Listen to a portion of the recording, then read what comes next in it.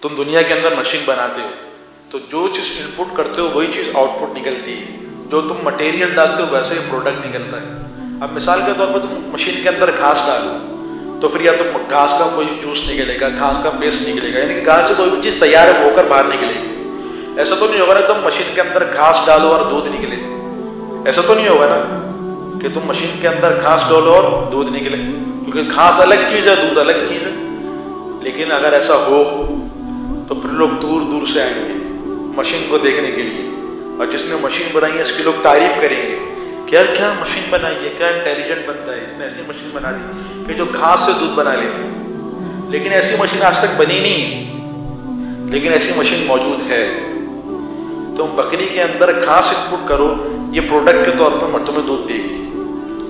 تم بکری کے اندر گھاس ڈالو, یہ تمہیں دودھ دے گی. بلکہ دودھ نہیں, یہ 4 چیزیں اپنا آؤٹ پٹ دیتی ہے: خون, دودھ, پیشاب اور مینگنی.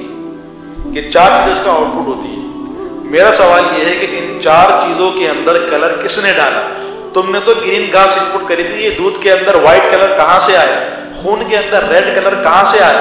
پیشاب کے اندر یلو کلر کہاں سے آیا؟ تم نے تو گرین گھاس انپٹ کری تھی. تم بولو کہ بکری کے اندر سے آیا, تو ذرا بکری کاٹو, کھال اتارو, ذرا دیکھو تمہیں گوشت اور ہڈی کے علاوہ کوئی چیز نظر نہیں ہے جو کلر پیدا کرتی ہو. تو پھر ان میں کلر کس نے ڈالے؟ اللہ.